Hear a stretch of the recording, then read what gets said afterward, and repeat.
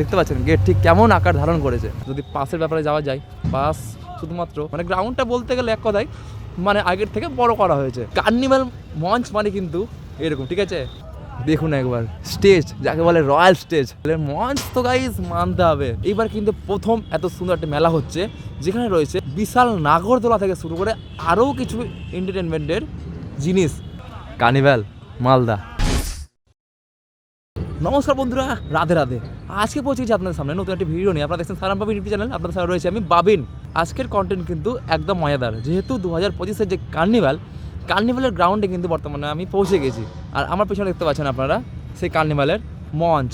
এইবারের মঞ্চ কেমন থাকছে এবং এইবারের প্রিপারেশন ঠিক কেমন থাকছে, এবারে যে গ্রাউন্ড কেমন থাকছে, এবং যেটা মেন কথা এইবারের যে মেলা আপনাদের হালকা করে দেখায়, দেখতে পাচ্ছেন যে নাগরদোলা। আশা করছি চমকে গিয়েছেন। এই কার্নিভালের ময়দানে এইবার কিন্তু প্রথম এত সুন্দর একটা মেলা হচ্ছে, যেখানে রয়েছে বিশাল নাগরদোলা থেকে শুরু করে আরও কিছু এন্টারটেনমেন্টের জিনিস এবং রাইডের জন্য কিন্তু বহু জিনিস রয়েছে পাশেই। আর যেটা মেন কথা, কার্নিভালে আসছি আর খাবো না তা কোনো দিন হয়, খাওয়ার জন্য কিন্তু প্রচুর পরিমাণে স্টল রয়েছে, এবং যেখানে আপনারা এসে আপনাদের মনোরঞ্জন কিন্তু একদম আনলিমিটেডভাবে করতে পারবেন। তো চলুন আজকে এই ভিডিওতে আপনাদের দেখাই এবং জানাই যে আজকের এই কার্নিভালের প্রিপারেশন, মানে এইবারের কার্নিভালের প্রিপারেশন ঠিক কেমন রয়েছে। আর হ্যাঁ, আপনারা যেটা প্রশ্ন আপনাদের সবার, সেটা হচ্ছে পাস কী করে পাবেন, তাই তো? চলুন আজকে ভিডিওটা শুরু করি এবং আপনাদের সম্পূর্ণ ডিটেলস পাই টু পাই 1 থেকে 100 পর্যন্ত সব ক্লিয়ার করি। তো ঠিক এই মুহূর্তে কিন্তু আমি পৌঁছে গেলাম মালদা কার্নিভালের যে মেন গেটের সামনে। দেখতে পাচ্ছেন ব্যাকগ্রাউন্ডে রয়েছে আমার ঝকঝকে সেই লাইটের ধাঁধা, এবং সেই ধাঁধা দিয়ে শুরু হচ্ছে আমাদের কিন্তু এই কার্নিভালের শুভ আরম্ভ। আর এই রাস্তা দিয়ে কিন্তু আপনারা পৌঁছাতে পারবেন আমাদের সেই কার্নিভালের সেই মঞ্চ পর্যন্ত, সেই গ্রাউন্ড পর্যন্ত। পাশেই রয়েছে আমাদের বিআই ভাইয়া, সামনে রয়েছে কিন্তু আমাদের সেতু ব্রিজ, আপনারা সকলেই জানেন। আর এই সেতু ব্রিজের থেকে আসার সময় কিন্তু পাশে পড়বে বিআই ভাইয়া। আর এইখানে কিন্তু রয়েছে আমাদের ডিএস মার্ট, যেখানে হয়ে থাকে আমাদের এক্সপো মেলা। আর সেই এক্সপো মেলার যে গেট দেখতে পাচ্ছেন, গেট ঠিক কেমন আকার ধারণ করেছে। আর এখানে যদি সহজেই যাওয়া যায়, সামনে পড়বে আমাদের বিবেকানন্দ সেই ময়দানটি, যেখানে হয়ে থাকে আমাদের কার্নিভাল উৎসব। চলুন আমরা আপনাদের নিয়ে যাই সেই জায়গায় এবং দেখাই সেখানকার ভাইব কেমন রয়েছে। তো এই মুহূর্তে কিন্তু আমরা পৌঁছে গেছি একদম কার্নিভালের মেন গেটে বললে ভুল হবে। গ্রাউন্ডের যে গেটটি, সেই গেটটি দেখতে পাচ্ছেন কাউ কিন্তু বসে আছে, ডিউটি করছে।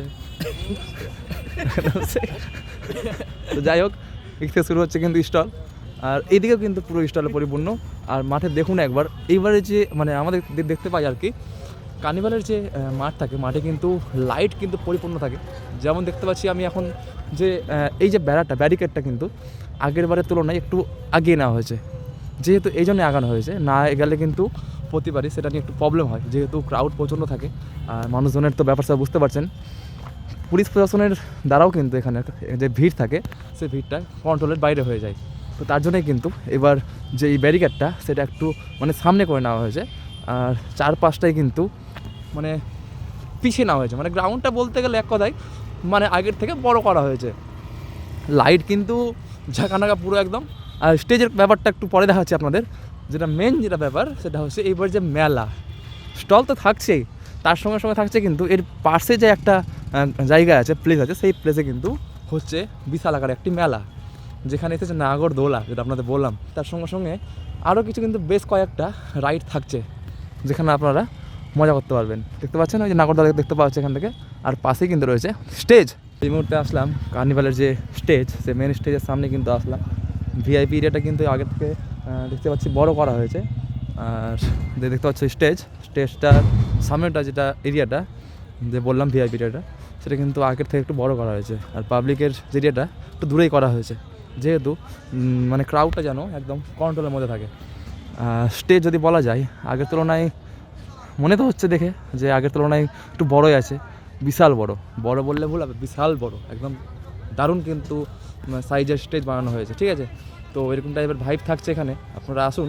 যদি পাসের ব্যাপারে যাওয়া যায়, পাস শুধুমাত্র যারা মিউনিসিপ্যালিটি এলাকায় যাদের বাড়ি আর কি, তো তাদের যারা কাউন্সিলর থাকবে, আমি বলবো তাদের সঙ্গে কন্ট্যাক্ট করে নেওয়াটা বেটার, যেহেতু তাদের কাছ থেকেই এইসব পাস টাস কালেক্ট করতে আপনারা পারবেন। এইবারের মালদা কার্নিভালের যে মঞ্চ, যে স্টেজ তোমরা যে দেখো একবার, তোমাদের চোখের ঘুম উড়ে যাবে। একদম ফালতু কথা, খুবই সুন্দর স্টেজ করেছে, ঠিক আছে।